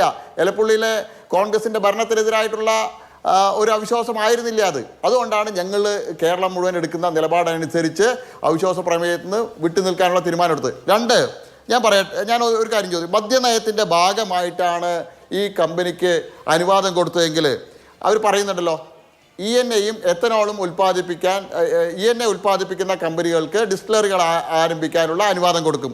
അപ്പോൾ MP ആരവിടെ വാക്കുകൾ മാറ്റി പറയുന്നത്, നിലപാട് മാറ്റുന്നത്? MP രാജേഷ് ആദ്യം പറഞ്ഞിരുന്നത് എത്തനോൾ കേന്ദ്ര സർക്കാർ ഷോർട്ട് ലിസ്റ്റ് ചെയ്ത കമ്പനിയാണ്. ഇപ്പോൾ MP രാജേഷ് പറയുന്നില്ലല്ലോ കേന്ദ്ര സർക്കാർ ഷോർട്ട് ലിസ്റ്റ് ചെയ്ത കമ്പനിയാണെന്ന്. എന്തുകൊണ്ടാണ് അത് പറയാത്തത്? അതിൻ്റെ കള്ളത്തരം പുറത്തു വന്നു. കേന്ദ്ര സർക്കാരിൻ്റെ ഓയിൽ കമ്പനികൾ ഷോർട്ട് ലിസ്റ്റ് ചെയ്തത് എത്തനോൾ ഉൽപ്പാദിപ്പിക്കാനാണെന്നുള്ളതിന് വിവരം പുറത്തു വന്നു. ഞങ്ങൾ പത്രസമ്മേളനങ്ങൾ അതിൻ്റെ രേഖകൾ ഹാജരാക്കി. അതോടുകൂടി ആ വാദം ഇപ്പോൾ MP രാജേഷ് ഉന്നയിക്കുന്നില്ല. 2, ഈ ഓർഡറിൽ പറയുന്നത്, സർക്കാർ കൊടുത്ത അനുമതിയിൽ പറയുന്നുണ്ട് 1ാം ഘട്ടമായി ഇന്ത്യൻ നിർമ്മിത വിദേശ മദ്യ ബോട്ട്ലിംഗ് യൂണിറ്റ്. ഞാൻ ചോദിക്കട്ടെ, ENA ഉൽപ്പാദിപ്പിക്കാനുള്ള കമ്പനികൾക്കാണ് ഡിസ്റ്റിലറി കൊടുക്കാൻ മദ്യനയത്തിൽ തീരുമാനിച്ചിട്ടുള്ളത്. അപ്പോൾ ആദ്യം ഏതാ ഉൽപ്പാദിപ്പിക്കാൻ കമ്പനി ആരംഭിക്കേണ്ടത്? ENA-യും എത്തനോളും അല്ലേ? അതിന് പകരം ആദ്യ ഘട്ടത്തിൽ വിദേശ നിർമ്മിത മദ്യവും ബിയറും അടക്കമുള്ള കാര്യങ്ങൾ ഇപ്പോൾ കേരളത്തിൽ ഉൽപ്പാദിപ്പിക്കുന്ന പര്യാപ്തമല്ല, അത് പുറത്തു നിന്നാണ് കൊണ്ടുവരുന്നത്. നമുക്ക് വലിയ നഷ്ടമുണ്ടാകുന്നുണ്ട് എന്നുള്ളത്. അപ്പൊ അത് പരിഹരിക്കാനുള്ള നയത്തിലേക്ക് സർക്കാർ മാറും വ്യക്തമാക്കുന്നില്ല അതിനകത്ത്. മധു, ഞാൻ കണക്ക് പറയാം. കേരളത്തിൽ എത്ര ഡിസ്റ്റിലറിയാ? 20 ഡിസ്റ്റിലറികളുണ്ട്. അതിൽ 3 ഡിസ്റ്റിലറികൾ ഇന്ന് പ്രവർത്തിക്കുന്നില്ല. 17 ഡിസ്റ്റിലറികളാണ് കേരളത്തിൽ പ്രവർത്തിക്കുന്നത്. ആ 17 ഡിസ്റ്റിലറികളുടെയും കപ്പാസിറ്റി എത്രയാ? 38 ലക്ഷം കേസ് ദിനം പ്രതി ഉൽപ്പാദിപ്പിക്കാനുള്ള കപ്പാസിറ്റി ആ 17 ഡിസ്റ്റിലറിക്കുണ്ട്. അവരുടെ പ്രൊഡക്ഷൻ്റെ ഏകദേശം 40-45% ഇത് പ്രൊഡക്ഷൻ നടക്കുന്നത്. ഏകദേശം 19 ലക്ഷം കേസാണ്. കേരള ബീവറേജസ് കോർപ്പറേഷൻ്റെ ഔട്ട്ലെറ്റുകൾ വഴിക്കും മറ്റ് ഔട്ട്ലെറ്റുകൾ വഴിക്കും കേരളത്തിൽ ദിനംപ്രതി സെല്ല് ചെയ്യുന്ന വിദേശ മദ്യത്തിൻ്റെ അളവ് എത്രയാണ്? ഏകദേശം 18 ലക്ഷം കേസാണ്. അപ്പോൾ കേരളത്തിൽ നിലവിലുള്ള ഡിസ്റ്റിലറികളുടെ ഉൽപ്പാദനത്തിൻ്റെ 40-45% ഇപ്പോൾ അവർ ഉപയോഗിക്കുന്നുള്ളൂ. അപ്പോൾ പുതിയൊരു ഡിസ്റ്റിലറി തുടങ്ങാൻ കേരളത്തിൽ ആവശ്യമില്ല. അതിൻ്റെ തെളിവാണ് 98-ൽ നായനാർ സർക്കാരിൻ്റെ കാലഘട്ടത്തിൽ പുതിയ ഡിസ്റ്റിലറികളെ അനുവദിച്ചു 5 എണ്ണം. അപ്പോൾ അനുവദിക്കാത്ത മറ്റുള്ള ഡിസ്റ്റിലറികൾ കോടതിയിൽ സമീപിച്ച സമയത്ത് അന്ന് സർക്കാർ ഒരു കമ്മീഷനെ നിയോഗിച്ചു. ആ കമ്മീഷനിൽ പറയേണ്ട കേരളത്തിൽ ഇനി പുതിയ ഡിസ്റ്റിലറികൾ ആവശ്യമില്ല. 98-ന് ശേഷം 2018 വരെ കേരളത്തിൽ പുതിയ ഡിസ്റ്റിലറികളെ അനുവദിച്ചില്ല. 2018-ൽ പിണറായി സർക്കാർ പുതുതായിട്ട് ഡിസ്റ്റിലറികളെ അനുവദിക്കാൻ തീരുമാനിച്ചു. അന്ന് മലമ്പുഴയുടെ MLA ആയിരുന്ന ശ്രീ VS അച്യുതാനന്ദൻ, ഭരണപരിഷ്കാരത്തിൻ്റെ തലവനായിരുന്ന VS അച്യുതാനന്ദൻ കത്ത് കൊടുത്തു. കഞ്ചിക്കോട് മേഖലയിൽ രണ്ട് ഡിസ്റ്റിലറികൾ ആരംഭിക്കാൻ നിന്ന സമയത്ത് ഇതെല്ലാം 2022-2023 മുൻപുള്ളതാണ്. 2022-2023 നയം മാറിയല്ലോ. നയം മാറിയല്ലോ. ഞാൻ പറയുന്നത് അന്ന് വി എസ് കത്ത് കൊടുത്തത് എന്താ? അന്ന് CPM-ന്റെ നയം എന്തായിരുന്നു? പെപ്സിക്കെതിരായും കൊക്കക്കോളക്കെതിരായിട്ട് സമരം നയിക്കുന്ന സമയത്ത് ഈ MP രാജേഷിന്റെ അടക്കം നയം എന്തായിരുന്നു? വെള്ളം അസംസ്കൃത വസ്തുവായിട്ടുള്ള ഒരു പ്ലാന്റ്, ഒരു കമ്പനി ഈ പാലക്കാടിൻ്റെ കിഴക്കൻ മേഖലയിൽ വരരുത് എന്നാണ്. ഞങ്ങൾ ഒരു കമ്പനിക്കെതിരല്ല, പക്ഷേ നേരത്തെ ഇത്തരത്തിലുള്ള കമ്പനികൾ വരുന്നതിനെതിരായിട്ടുള്ള സ്റ്റാൻഡ് എടുത്ത CPM ഇന്ന് നിലപാട് മാറ്റിയിരിക്കുക. ഞാൻ ചോദിക്കട്ടെ, പറയാൻ കഴിയുമോ? ഇതുവരെ പറഞ്ഞിട്ടുണ്ടോ?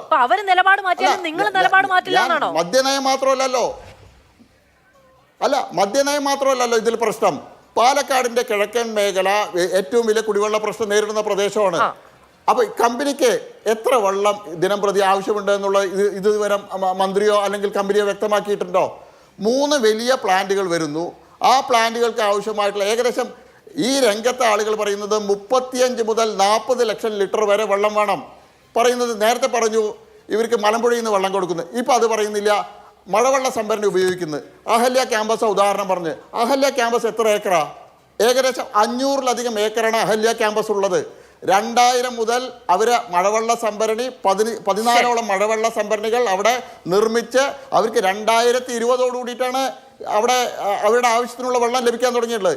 നാളെ ഒരു മഴവെള്ള സംഭരണി നിർമ്മിച്ച് മറ്റന്നാളെ തൊട്ടിട്ട് ഒരു മദ്യ കമ്പനിക്ക് 35-40 ലക്ഷം ലിറ്റർ വെള്ളം അവിടുന്ന് ലഭിക്കുന്നു പറഞ്ഞാൽ ആരാ വിശ്വസിക്കുക? ആർക്കാ വിശ്വസിക്കാൻ സാധിക്കുക? ഈ മരം ഞാൻ ചോദിക്കട്ടെ, MP രാജേഷ് ഒരു ചോദ്യം. വടകര ഒരു മിനിറ്റ് തദ്ദേശ സ്വയംഭരണ വകുപ്പ് മന്ത്രിയല്ലോ, തദ്ദേശ സ്വയംഭരണ വകുപ്പ് മന്ത്രിയാണല്ലോ.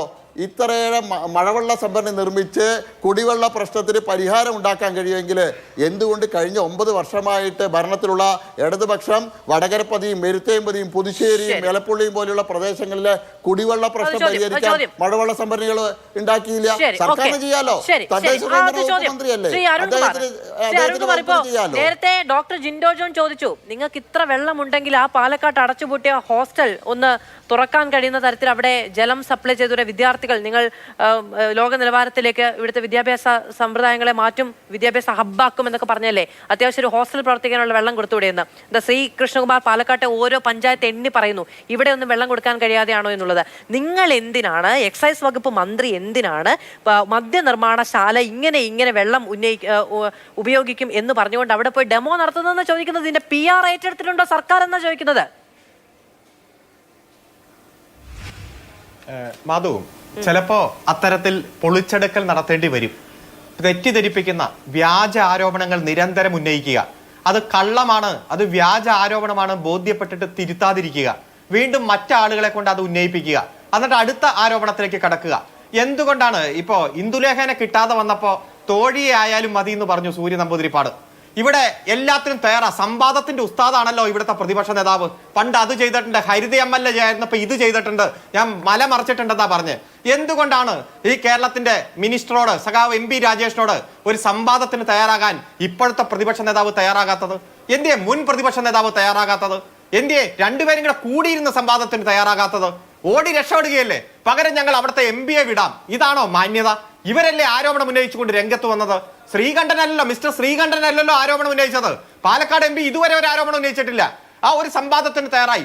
ആദ്യം പറഞ്ഞു മദ്യനയം, രണ്ടാമത് പറഞ്ഞു ഇവിടെ മൂന്നാമത് പറഞ്ഞു പഞ്ചായത്ത് അറിഞ്ഞിട്ടില്ല, നാലാമത്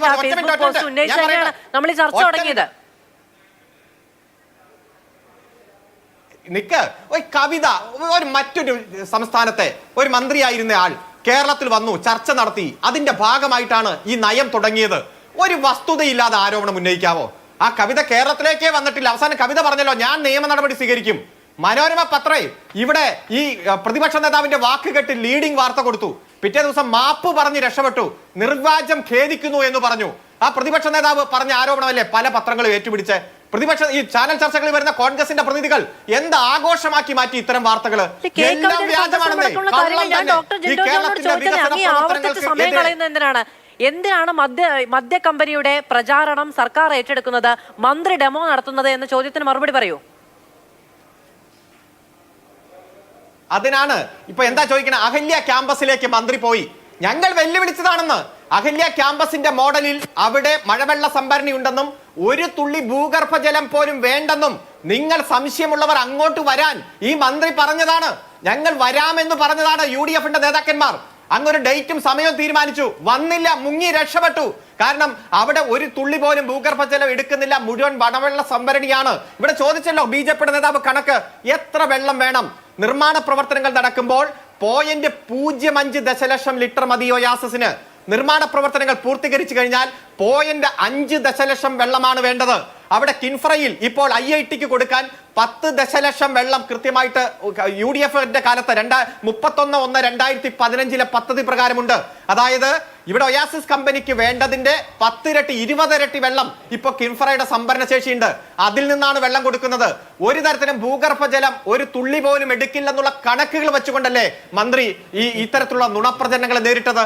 കണക്ക് മുന്നോട്ട് വെച്ചില്ലേ? അന്ന് എവിടെ പോയി പ്രതിപക്ഷ നേതാവ്? അവിടെ മുൻ പ്രതിപക്ഷ നേതാവ് ഇതാണ് ചോദിക്കുന്നത്. ഞാൻ വസ്തുതയിൽ നിന്ന് ഒളിച്ചോടുകയോ പറഞ്ഞ കാര്യം ആവർത്തിക്കുകയല്ല. ഇതൊക്കെ മനസ്സിലായിട്ടും നുണ തന്നെ പറയുന്നു.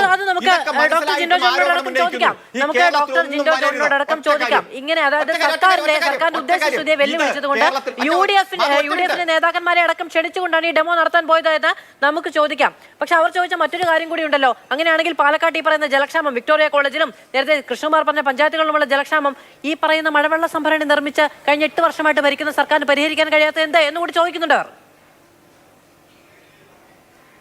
അല്ല, ഞാൻ ചോദിക്കട്ടെ, ഈ പാലക്കാട് ഇപ്പോ വിക്ടോറിയ കോളേജിലെ മോട്ടോർ കേടായിട്ട് ഒരു ദിവസം രാത്രി വെള്ളമില്ലാത്തതിനെയാണ് കഴിഞ്ഞ 1 മാസമായിട്ട് ഈ കൊട്ടിയ ഘോഷിക്കണേ. വിക്ടോറിയ കോളേജ് ഒക്കെ പൂട്ടി, അവിടെ ഹോസ്റ്റൽ ഇല്ല എന്ന രൂപത്തിലാണ് കോൺഗ്രസിന്റെ പ്രതീതി പറയണേ. ഒരു ദിവസം മോട്ടോർ കേടായ വീടായാലും സ്ഥാപനമായാലും വെള്ളം അടിക്കാൻ പറ്റാതെ വന്നാൽ ബുദ്ധിമുട്ടുണ്ടാകും. ഇതൊക്കെ കൊട്ടി ഘോഷിക്കുകയാണ്. ഇവിടെ എത്രയോ വ്യവസായ സംരംഭങ്ങൾ വരുന്നു. വെബ്സൈറ്റ് നോക്കി ഏതൊക്കെയാ വന്നത്, എവിടെയാണ് വന്നത്, എത്രയാണ് നിക്ഷേപം, അത് മൈക്രോ ആണോ സ്മോൾ ആണോ മീഡിയം എന്റർപ്രൈസസ് ആണോ എന്ന് നോക്കി തരംതിരിച്ചെടുക്കാൻ ശേഷിയില്ലാത്ത ഒരു പ്രതിപക്ഷ നേതാവ്, അദ്ദേഹത്തെ പൊക്കിപ്പിടിച്ചുകൊണ്ട് നടക്കുന്ന വലിയൊരു ടീം, ഇവർക്ക് ആരുടെയെങ്കിലും ഒരു IT വിദഗ്ധന്റെ സഹായം തേടിയാൽ പോരെ? കൊച്ചു കുട്ടികളോട് ചോദിച്ചാൽ പറഞ്ഞു തരും. ഇത്ര വ്യവസായ സംരംഭം വന്നു, ഇത് ഈ സൈറ്റിലുണ്ട്, അത് ഇന്ന ജില്ലയിലാണ്, താലൂക്കിലാണ്, പഞ്ചായത്തിലാണ്, അത് മൈക്രോ ആണ്, മീഡിയം ആണ് എന്ന് കൃത്യമായി പറഞ്ഞു തരും. നിക്ഷേപം എത്രയാണെന്ന് വരും. ഒന്ന് മനസ്സിലാക്കി കോൺഗ്രസ് പ്രതിനിധി. എന്താണ് GDP, ഗ്രോസ് ഡൊമസ്റ്റിക് പ്രോഡക്റ്റ് എന്താണ്? ആഭ്യന്തര സമ്പദ് വ്യവസ്ഥയ്ക്കുള്ളിൽ ഒരു വർഷം ഉൽപ്പാദിപ്പിക്കപ്പെടുന്ന സാധന സേവനങ്ങളുടെ പണമൂല്യം, ഉൽപ്പാദിപ്പിക്കപ്പെടുന്ന സാധന സേവനങ്ങളുടെ പണമൂല്യമാണ്. സംരംഭം ആരംഭിക്കുമ്പോഴേക്കും ഉൽപാദനം തുടങ്ങില്ല. ആ ഉൽപാദനം പൂർത്തീകരിച്ചു കഴിഞ്ഞാൽ അത് പ്രോഡക്റ്റ് ആയി വരുമ്പോഴാണ് അത് GDP-യുടെ ഭാഗമായിട്ട് വരുന്നത്. ഇവിടെ താങ്ങുവിലയെ പറ്റി അങ്ങും പറഞ്ഞു, അന്ന് പ്രതിപക്ഷ നേതാവും പറഞ്ഞു. ഡോക്ടർ ജിനോജോട് ഈ വിക്ടോറിയ കോളേജിലെ മോട്ടോർ കേടായ സംഭവമാണോ എന്ന് എനിക്കറിയില്ല. ഹോസ്റ്റൽ അധികൃതർ വാട്ടർ അതോറിറ്റിയോട് ചർച്ച നടത്തിയിട്ടുണ്ട്. വാട്ടർ അതോറിറ്റി അത് പരിഹരിക്കും എന്നുള്ളതാണ് അന്ന് നടത്തിയ പ്രതികരണം എന്ന് പറയുന്നത്. ഇനി മോട്ടോർ കേടായതാണോ എന്നുള്ളത് ഇത് പുതിയ അറിവാണ്. അവിടെ കുഴൽക്കിണറടക്കം ജലമില്ല. അവിടെ വാട്ടർ അതോറിറ്റിയോട് പ്രശ്നം ചർച്ച ചെയ്തിട്ടുണ്ട്. അവർ ഇടപെട്ട് പരിഹരിക്കുമെന്ന് ഉറപ്പാണ് നൽകിയിരിക്കുന്നത് എന്നാണ് അന്ന് കോളേജ് അധികൃതർ പറഞ്ഞത്. ഈ മോട്ടറിന്റെ കേസ് എനിക്ക് അറിയാത്തതുകൊണ്ട് പറഞ്ഞാണ് കേട്ടോ ശ്രീ അരുൺകുമാർ. ഡോക്ടർ ജിൻഡോ ജോൺ, അങ്ങനെ പരസ്യമായ വെല്ലുവിളി ഇത് ആദ്യത്തേതല്ല. അഹല്യ ക്യാമ്പസിലടക്കം പോയി ഈ കാര്യങ്ങൾ ജനങ്ങൾക്ക് ബോധ്യമാകുന്ന തരത്തിൽ പറഞ്ഞത് അവിടെ UDF-ന്റെ നേതാക്കൾ കൂടി വരും എന്ന് പറഞ്ഞുകൊണ്ടാണ്. നിയമസഭയിൽ നിന്ന് പിൻവാങ്ങിയതുപോലെ, ഇപ്പോൾ പൊതുചർച്ചയിൽ നിന്ന് പിൻവാങ്ങിയതുപോലെ, അന്ന് നിങ്ങൾ പോരാത്തിടത്ത്, നിങ്ങൾ ഒളിച്ചു നിന്നെടുത്ത് നിന്ന്, നിങ്ങൾ മാറി നിന്നെടുത്ത് നിന്ന് മാധ്യമങ്ങൾക്ക് മുന്നിൽ വിശദീകരിച്ച് ഒറ്റയ്ക്ക് ജേതാവായി പോവുകയായിരുന്നു CPM-ന്റെ പ്രതിനിധി, മന്ത്രി ഒക്കെ. അങ്ങനെ എന്നിട്ടെന്താ ആ മന്ത്രിയെ LDF-ന്റെ സംസ്ഥാന ഭാഗമായിട്ടുള്ള CPI-യുടെ സംസ്ഥാന എക്സിക്യൂട്ടീവിന് അംഗീകരിക്കാൻ പറ്റാത്തത്, RJDക്ക് അംഗീകരിക്കാൻ പറ്റാത്തത്? ഇന്നിപ്പോൾ MN സ്മാരക മന്ദിരത്തിൽ നടന്ന മീറ്റിംഗിൽ പിണറായി വിജയൻ കണ്ണുരുട്ടി കാണിച്ചപ്പോഴല്ലേ അവരൊക്കെ അംഗീകരിച്ചത്? ഇങ്ങനെ ഒറ്റയ്ക്ക് ജേതാവായി പോയിട്ടുള്ള MP രാജേഷ് എന്ന് പറഞ്ഞ എക്സൈസ് മന്ത്രിയെ അവർക്കാർക്കും അംഗീകരിക്കാൻ പറ്റിയില്ലല്ലോ. അപ്പോൾ അവർ പോലും വിചാരിക്കുന്നില്ല ജേതാവായെന്ന്. ഞാൻ പറയട്ടെ അരുൺകുമാർ, പ്ലീസ് ഇടപെടല്ലേ. ഇനി 500 ഏക്കറുള്ള അഹല്യ ക്യാമ്പസിൽ 2000 മുതൽ 2020 വരെ 20 വർഷക്കാലത്തെ പ്രയത്നം കൊണ്ട് അവർക്ക് ആവശ്യമുള്ള കുടിവെള്ളം മഴവെള്ള സംഭരണിയിലൂടെ കണ്ടെത്തിയതിനെ കാണിക്കാനായിട്ട് ഒരു മന്ത്രിയുടെ സേവനം വേണ്ട. ആർക്ക് വേണമെങ്കിലും വണ്ടി പിടിച്ച് അവിടെ പോയി കാണാവുന്നുള്ളൂ. നേതാക്കൾ അന്ന് പറഞ്ഞ വെല്ലുവിളി ഏറ്റെടുക്കാൻ വന്നില്ല എന്നാണ് അരുൺകുമാർ പറഞ്ഞത്. കേട്ടോ? അല്ല, ഞാൻ ചോദിക്കട്ടെ അത് അഹല്യ ക്യാമ്പസിൽ കുടിവെള്ള സംഭരണി, മഴവെള്ള സംഭരണി ഉണ്ട്, അതിലൂടെ അവരുടെ വെള്ളത്തിന്റെ ആവശ്യങ്ങൾ നിറവേറ്റുന്നു എന്ന് പറയുന്നത് അതൊരു പുതിയ അറിവല്ലല്ലോ. ഇവിടെ പുതിയ അറിവാകുന്നത് എങ്ങനെയാ? എലപ്പുള്ളി പഞ്ചായത്തിൽ, വടകരപ്പതി പഞ്ചായത്തിൽ അല്ലെങ്കിൽ മറ്റ് സമീപ പഞ്ചായത്തുകളിലൊക്കെ കുടിവെള്ളക്ഷാമം പരിഹരിക്കാൻ ഈ സർക്കാർ കഴിഞ്ഞ 8.5 വർഷമായിട്ട് ഇതുപോലെ ഒരു മഴവെള്ള സംഭരണി ഉണ്ടാക്കിയോ? ആ ചോദ്യത്തിന് ഉത്തരവില്ലല്ലോ. ആ ചോദ്യത്തിന് ഉത്തരവില്ല. അങ്ങനെയാണെങ്കിൽ അഹല്യ ക്യാമ്പസിന്റെ മാതൃക ഏതെങ്കിലും മദ്യ കമ്പനിക്ക് കൊണ്ടുവരുന്നതിന്റെ PR വർക്ക് നടത്തുന്ന മന്ത്രി, അദ്ദേഹം തദ്ദേശ സ്വയംഭരണ വകുപ്പ് മന്ത്രി കൂടിയാ. അദ്ദേഹത്തിന് ആ തദ്ദേശ സ്വയംഭരണ വകുപ്പിന്റെ കീഴിലുള്ള പഞ്ചായത്തുകളിൽ ഇത്തരത്തിലൊരു പദ്ധതി നടപ്പാക്കിയാൽ അദ്ദേഹത്തിന്റെ സ്വന്തം ജില്ലയായിട്ടുള്ള പാലക്കാട്ടെ കിഴക്കൻ മേഖലയിലെ കുടിവെള്ളക്ഷാമം പരിഹരിക്കാമായിരുന്നല്ലോ. എന്തുകൊണ്ട് അത് ശ്രമിച്ചില്ല? ഈ രീതിക്കാണോ മോട്ടോർ കേടായ സംഭവത്തെ പെരുപ്പിച്ച് കാണിച്ചുകൊണ്ടാണോ വിക്ടോറിയ കോളേജിന്റെ ഹോസ്റ്റൽ അടച്ചിട്ടു കുടിവെള്ളക്ഷാമം മൂലം എന്നങ്ങ് പറഞ്ഞത്, മാധ്യമങ്ങൾക്ക് മുന്നിൽ ഇത് പറഞ്ഞത്? അപ്പൊ ഈ രീതിയിൽ പെരുപ്പിച്ച് കാണിക്കുന്നതാണോ ഈ പറയുന്ന പ്രശ്നങ്ങളെല്ലാം? അല്ല, ഞാൻ പെരുപ്പിച്ച് കാണിച്ചതാണോ എന്ന് കേരളത്തിലെ ദൃശ്യമാധ്യമങ്ങൾ കാണുന്ന ആളുകൾ തീരുമാനിക്കട്ടെ. കേരളത്തിലെ ദൃശ്യമാധ്യമങ്ങളിൽ പറയുന്നതൊക്കെ സത്യമാണെങ്കിൽ, വിക്ടോറിയ കോളേജിന്റെ ഉത്തരവാദിത്തപ്പെട്ട ഭരണാധികാരികൾ, പ്രിൻസിപ്പൽ ഉൾപ്പെടെയുള്ള ആളുകൾ പറയുന്നത് സത്യമാണെങ്കിൽ ഞാൻ പറഞ്ഞത് സത്യമാണ്. അരുൺകുമാർ പറഞ്ഞത് പച്ചക്കള്ളമാണ്. ഒരു മോട്ടോർ കേടായതിന്റെ പേരിലാണ് അരുൺകുമാറെ ഒരു ഹോസ്റ്റൽ അടച്ചിടുന്നത്, ഒരു സർക്കാർ കലാലയത്തിലെ ഹോസ്റ്റൽ അടച്ചിടുന്നത്. മോട്ടോർ കേടായത് നന്നാക്കി കൊടുക്കുന്നത് വാട്ടർ അതോറിറ്റിയുടെ പണിയാണോ? മോട്ടോർ കേടായി ഇത് നന്നാക്കാൻ വേണ്ടിയിട്ടാണോ വാട്ടർ അതോറിറ്റിയുമായിട്ട് ചർച്ച നടത്തുന്നത്? നാണമില്ല ഇത്തരം വാദങ്ങളൊക്കെ പറയാൻ. ഞാനത് വിടുകയാണ്. അത് അരുൺകുമാറിന്റെ നിലവാരത്തിനനുസരിച്ച് നിൽക്കട്ടെ. ഞാൻ അവിടെ വിട്ടാണ്. പിന്നെ വ്യാജ ആരോപണങ്ങളുമായിട്ട് അല്ല, അങ്ങനെയല്ലല്ലോ താങ്കൾ പറഞ്ഞ ഇടപെടല്. ഞാൻ പൂർത്തിയാക്കട്ടെ. പ്രതിപക്ഷ നേതാവ് VD സതീശൻ സംവാദകനാണല്ലോ. അദ്ദേഹം MP രാജേഷ് വെല്ലുവിളിച്ചപ്പോൾ പേടിച്ചു പോയെന്ന്. VD സതീശൻ സംവാദകനാണെന്ന് കൃത്യമായിട്ട് കേരളത്തിന്റെ പൊതുസമൂഹത്തിന് തെളിയിക്കപ്പെട്ടിട്ടുള്ളതാ. പണ്ട് സാന്റിയാഗോ മാർട്ടിന്റെ ലോട്ടറി കച്ചവടവുമായി ബന്ധപ്പെട്ടുള്ള സംവാദത്തിൽ നിങ്ങളുടെ അന്നത്തെ തോമസ് ഐസക് എന്ന് പറഞ്ഞ ധനകാര്യമന്ത്രി മുണ്ടും മടക്കിക്കൊണ്ട് ഓടിയ കഥ നമുക്കൊക്കെ അറിയാവുന്നല്ലേ. ഓടിയ കഥ അന്നത്തോടെ സാന്റിയാഗോ മാർട്ടിന്റെ ലോട്ടറി കച്ചവടം നിർത്തി, LDF സർക്കാരിന്റെ കൊള്ളയും നിർത്തി, ലോട്ടറിയുടെ പേരിലുള്ള കണ്ടതല്ലേ നമ്മള്. അപ്പൊ ആ സംവാദത്തിന്റെ അവിടെ നിൽക്കട്ടെ.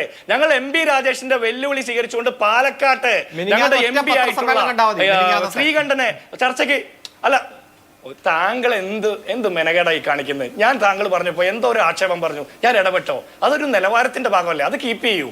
അറ്റ്ലീസ്റ്റ് അതെങ്കിലും കീപ്പ് ചെയ്യൂ. മദ്യക്കമ്പനിക്ക് ലൈസൻസ് കൊടുക്കൂ, പക്ഷെ ചർച്ച നടത്തുന്ന സമയത്ത് ഒരു മര്യാദ കീപ്പ് ചെയ്യണ്ടേ? ഞങ്ങൾ ശ്രീകണ്ഠൻ പാലക്കാട് മണ്ഡലത്തിലെ ഞങ്ങളുടെ MP ആണ്. ഞങ്ങൾ അഭിമാനത്തോടെയാണ് MP ആയിട്ടുള്ള ശ്രീകണ്ഠൻ ആരോപണം ഉന്നയിച്ചിട്ടില്ല എന്ന് താങ്കൾ പറഞ്ഞില്ലേ? ആരോപണം ഉന്നയിച്ചിട്ടുണ്ട്. ശ്രീകണ്ഠൻ ഈ വിഷയവുമായി ബന്ധപ്പെട്ട് നിരവധി തവണ ആരോപണം ഉന്നയിച്ചിട്ടുണ്ട്. അരുൺകുമാർ അതൊന്നും കേട്ടിട്ടില്ലേ? അത് ഈ കൈരളി ചാനൽ മാത്രം കേൾക്കുന്നുണ്ടും ദേശാഭിമാനി പത്രം മാത്രം വായിക്കുന്നുകൊണ്ടാണ്. ഇനി ചോദ്യത്തിൽ നിന്ന് ഒളിച്ചോടുന്നത് പ്രതിപക്ഷ നേതാവ് VD സതീശനല്ല.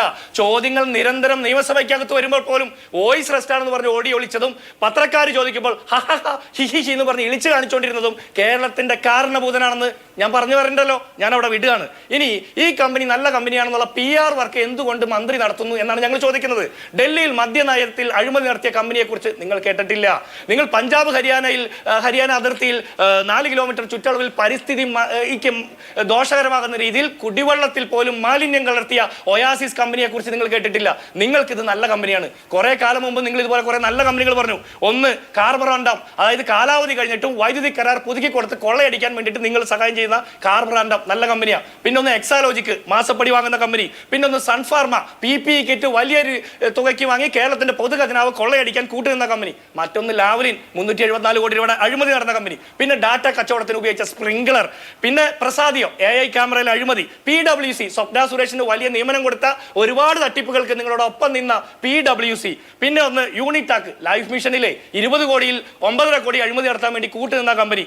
അടുത്തത് ഫെയർ കോഡ് ടെക്നോളജി. ബിവറേജിൽ ക്യൂ നിൽക്കുന്ന പാവപ്പെട്ട മനുഷ്യരെ കൊള്ളയടിക്കാൻ വേണ്ടി കഴിഞ്ഞ കോവിഡ് കാലത്തെ നിങ്ങൾ കൊണ്ടുവന്ന ഒരു ആപ്പില്ലേ, അതിന്റെ പേരാണ്, ആ കമ്പനിയുടെ പേരാണ് ഫെയർ കോഡ് ടെക്നോളജി. പിന്നെ ഒന്ന് EMC ആഴക്കടൽ ബന്ധനത്തിനുള്ള കരാറെടുത്ത കമ്പനിയാണ്. 10,000 രൂപ ചെലവഴിക്കാൻ ശേഷിയില്ലാത്ത ഏതോ കാട്ടുകള്ളനെയൊക്കെ നിങ്ങൾ നല്ല കമ്പനി എന്ന് പറഞ്ഞ് വിളിച്ചു കൊണ്ടുവരുന്നു. സമാനമാണ് ഒയാസിസ്. ഒയാസിസുമായി ബന്ധപ്പെട്ട് മുൻകാലങ്ങളിൽ ഉണ്ടായിട്ടുള്ള ഒരു വിവാദങ്ങളോ ഒരു ആക്ഷേപങ്ങളോ നിങ്ങൾ കണ്ടിട്ടില്ല. ഈ കമ്പനിയുടെ മഴവെള്ള സംഭരണി കണ്ടപ്പോൾ നിങ്ങൾ അങ്ങോട്ട് പുളകിതരായി. അന്ന് നിങ്ങളൊക്കെ ചർച്ചയിൽ ഞങ്ങളോട് പറഞ്ഞത് ഇത് കംപ്ലീറ്റ് ആയിട്ട് മഴവെള്ള സംഭരണിയിൽ പ്രവർത്തിക്കുന്ന.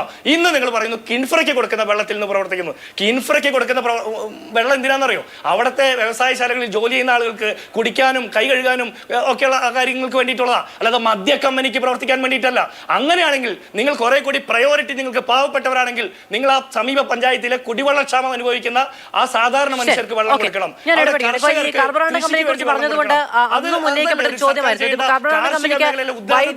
നമ്മൾ വലിയ ഇളവിൽ കൊടുത്തില്ല എങ്കിൽ അവർ ഈ സംസ്ഥാനത്ത് നിന്ന് തിരിച്ചു പോകും എന്നൊരു ഭീഷണി അടക്കം മുന്നോട്ട് വെക്കുകയുണ്ടായി അടുത്ത കാലത്ത് എന്ന് കേട്ടു. അപ്പോൾ ആജീവനാന്ത കാലം ഈ കമ്പനി പ്രവർത്തിക്കുന്നിടത്തോളം കാലം നമ്മുടെ പൊതു സ്വത്ത് നമ്മൾ ആ കമ്പനിക്ക് വേണ്ടി വിനിയോഗിക്കുകയാണെങ്കിൽ മാത്രമേ നമുക്കിവിടെ വ്യവസായങ്ങൾ പിടിച്ചു നിർത്താൻ കഴിയുകയുള്ളൂ എന്ന നിലയ്ക്ക്. അതുപോലെ തന്നെ ഇപ്പോൾ തുടക്കത്തിൽ നമ്മൾ വാട്ടർ അതോറിറ്റിയിൽ നിന്ന് വെള്ളം കൊടുക്കുകയോ അല്ലെങ്കിൽ കിൻഫ്രയിൽ നിന്ന് വെള്ളം കൊടുക്കുകയോ ഒക്കെ ചെയ്തിട്ടുണ്ടെങ്കിൽ ഇത് തുടർച്ചയാണ്. അപ്പോൾ ഒരു കമ്പനിക്ക് മാത്രമായി എങ്ങനെ അങ്ങനെ കൊടുക്കും? മറ്റുള്ള കമ്പനികളും ഇതേ ആവശ്യം ഉന്നയിച്ചു അവിടേക്ക് വരികയാണെങ്കിൽ ഇപ്പൊ ജലം ഇല്ല എന്നുള്ളത് കൊണ്ട് അവരുടെ ലൈസൻസ് നമുക്ക് റദ്ദാക്കാനോ അനുമതി കൊടുക്കാതിരിക്കാനോ കഴിയില്ല എന്നുള്ളൊരു പ്രധാനപ്പെട്ട കാരണമാണ്. കാരണം മറ്റൊരു കമ്പനിക്ക് കൊടുക്കുന്നുണ്ട്. ഇത് ഒരു കമ്പനിക്ക് കൊടുക്കുന്നുണ്ടെങ്കിൽ മറ്റൊരു കമ്പനിക്കും കൊടുക്കാനുള്ള ബാധ്യത സംസ്ഥാന സർക്കാരിന് ഉണ്ടാകുമല്ലോ തുടങ്ങിയ കാര്യങ്ങൾ കൂടി ചൂണ്ടിക്കാണിക്കപ്പെടുന്നുണ്ട്. ശ്രീ കൃഷ്ണകുമാർ, ഇപ്പോ BJP സമരം നടത്തിയത് സംസ്ഥാന സർക്കാരിനെതിരെയല്ലേ? MP രാജേഷിന്റെ ഓഫീസിലേക്ക് അടക്കമല്ലേ സമരം നടത്തിയത്? മദ്യനിർമ്മാണ കമ്പനിക്കെതിരെയല്ലോ.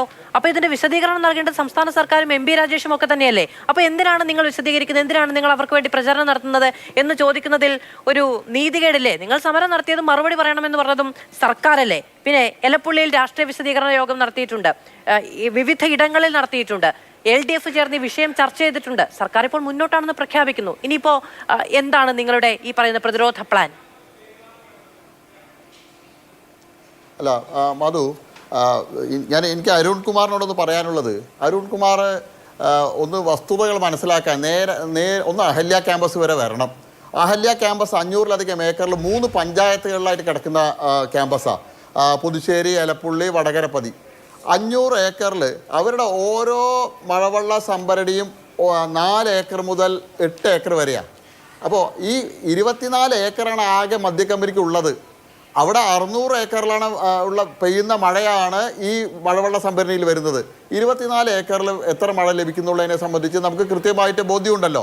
അപ്പോൾ ആ വാദം പൊളിയുന്ന വാദമാണെന്നുള്ളത് മന്ത്രിയോടൊന്ന് പറഞ്ഞ് മനസ്സിലാക്കാൻ അരുൺകുമാർ തയ്യാറാണോ? 2, മലമ്പുഴ, ഇപ്പോൾ ഈ മലമ്പുഴ നിയോജക മണ്ഡലം വന്നത് മുതൽ അവിടെ പ്രതിനിധാനം ചെയ്യുന്നത് CPM ആണല്ലോ. EK നായനാരും VS അച്യുതാനന്ദനും ഉൾപ്പെടെയുള്ള ആളുകൾ മുഖ്യമന്ത്രിമാരായിട്ട് വന്ന മണ്ഡലമാണല്ലോ. ആ മലമ്പുഴയിൽ എല്ലാ പഞ്ചായത്തുകളിലും ഒന്ന് യാത്ര ചെയ്യണം. ഈ മലമ്പുഴ പഞ്ചായത്തിൽ മലമ്പുഴ ഡാം നിലനിൽക്കുന്ന ആ പഞ്ചായത്ത് ഉണ്ടല്ലോ, അതിൻ്റെ കാച്ച്മെൻറ്റ് ഏരിയയുടെ ഭാഗത്ത് ആനക്കല്ല്, കവ ഈ പ്രദേശങ്ങളിൽ ഉള്ള ആളുകളോട് ഒന്ന് പോയിട്ട് അവരുടെ വേണ്ടിയിട്ട് അവർ അനുഭവിക്കുന്ന അരുൺകുമാർ നേരിട്ട് മനസ്സിലാക്കണം. ഇപ്പോൾ ഫെബ്രുവരി മാസമായി, ഇനി ഒരു 10 ദിവസം കഴിഞ്ഞാൽ മലമ്പുഴ ഡാമിനകത്ത് കുഴി കുത്തിയിട്ടാണ് ആ പ്രദേശത്തെ ആളുകൾ കുടിവെള്ളം ശേഖരിക്കുക. അപ്പോൾ അത്രയേറെ രൂക്ഷമായിട്ടുള്ള കുടിവെള്ള പ്രശ്നമുണ്ട്.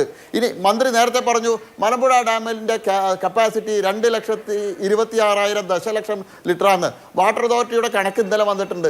മലമ്പുഴ ഡാമിൽ ഇപ്പോൾ ഉള്ള വെള്ളം 43% സംഭരണശേഷിയുടെ എന്നുള്ളത്. ഫെബ്രുവരി മാസമായിട്ടുള്ളൂ. ഇനി മാർച്ച്, ഏപ്രിൽ, മെയ് കഴിയണം. അപ്പോഴേക്കും മലമ്പുഴ ഡാമിൽ വെള്ളം കുറയുക. പട്ടാമ്പി വരെയുള്ള പാലക്കാടിലെ പഞ്ചായത്തുകളുടെ കുടിവെള്ള സ്രോതസ്സാണ് മലമ്പുഴ. കാരണം ആ ഭാരതപ്പുഴയിൽ വെള്ളം കുറഞ്ഞാൽ മലമ്പുഴ ഡാം തുറന്നുവിടും. പട്ടാമ്പി വരെയുള്ള പഞ്ചായത്തുകളിലെ കുടിവെള്ളത്തിന് വേണ്ടിയിട്ട് ഈ വെള്ളം ഉപയോഗിക്കുക. പാലക്കാടത്തെ കർഷകരുടെ 2ാം വിളയ്ക്ക് പൂർണ്ണമായിട്ട് അവർ ആശ്രയിക്കുന്നത് മലമ്പുഴ ഡാമിനെയാണ്. ഇനി ഞാൻ കിൻഫ്രയിലേക്ക് വരാം. കിൻഫ്രയിൽ 10 ദശലക്ഷം ലിറ്റർ വെള്ളമാണ് പറയുന്നത്. ആ 10 ദശലക്ഷം ലിറ്ററിൽ 3.5 ദശലക്ഷം ലിറ്റർ ഓൾറെഡി ഇപ്പോൾ കിൻഫ്രയിൽ വന്ന കമ്പനികൾ ഉപയോഗിക്കുന്നുണ്ട്.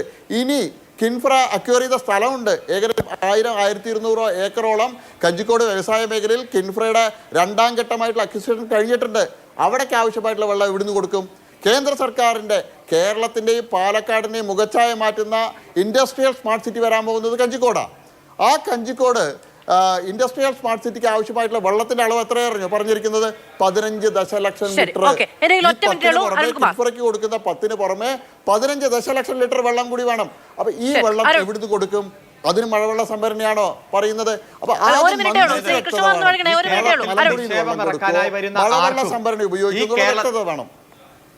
അല്ല അദ്ദേഹത്തോട് മിണ്ടായിരിക്കാൻ പറയൂ. ഈ പറഞ്ഞതിന് മറുപടി പറയണ്ടേ? ഈ കേരളത്തിൽ നിക്ഷേപം ഇറക്കാനായി താല്പര്യത്തോടെ വരുന്നവർക്ക് റോഡ്, അതുപോലെ വൈദ്യുതി, ജലം, മറ്റടിസ്ഥാന സൗകര്യങ്ങൾ പ്രൊവൈഡ് ചെയ്യാൻ ശേഷിയുള്ള ഗവൺമെന്റാണ് കേരളം ഭരിക്കുന്നത്.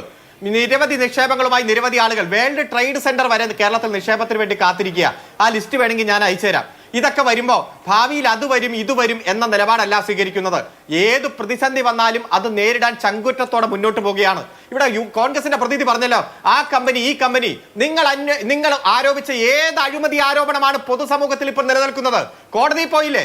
ലാവ്ലിൻ അതിനുശേഷം അങ്ങ് പോയി. ബിരിയാണി ചെമ്പ്, ഈന്തപ്പഴത്തിന്റെ കുരുവിന്റെ രൂപത്തിൽ, ഖുറാന്റെ ഉള്ളിൽ സ്വർണം, അതിന് AI ക്യാമറയ്ക്കെതിരെ, ജലമെട്രോയ്ക്കെതിരെ എത്രയോ അഴിമതി ആരോപണമായി നിങ്ങൾ ഹൈക്കോടതിയിൽ പോയി. ഹൈക്കോടതിയുടെ 7 അയൽക്കത്ത് പരിസരത്ത് പോകാൻ ഇപ്പൊ പ്രതിപക്ഷ നേതാവിന് പറ്റുമോ? രാഷ്ട്രീയ ധാർമ്മികത എന്നുള്ളത് ഭരണപക്ഷത്തിന് മാത്രം പോരാ, പ്രതിപക്ഷത്തിന് കൂടി വേണം. പൂർത്തിയാവുകയാണ്. ഇന്ന് 2 തീരുമാനങ്ങളിലാണ് LDF കൈക്കൊണ്ടിരിക്കുന്നത്. ഒന്ന്, കിഫ്ബിയുമായി ബന്ധപ്പെട്ട കിഫ്ബി റോഡുകളിലുള്ള യൂസർ ഫീ തൽക്കാലം ഇല്ല എന്ന ഒരു തീരുമാനത്തിലേക്ക് എത്തുകയാണ്. പ്രതിപക്ഷം വലിയ വിമർശനം ഉന്നയിച്ചൊരു കാര്യമാണ്. ബ്രൂവറിയുമായി തൽക്കാലം അനുമതിയുമായി മുന്നോട്ട് പോവുക എന്നുള്ളത് തന്നെയാണ് സർക്കാർ LDF തീരുമാനമെടുത്തിരിക്കുന്നത്. സർക്കാരിന് ഈ കാര്യങ്ങളിൽ പിന്തുണ നൽകാനാണ് LDFന്റെ തീരുമാനം. വളരെയധികം നന്ദി പാനലിസ്റ്റുകൾക്കും പ്രേക്ഷകർക്കും.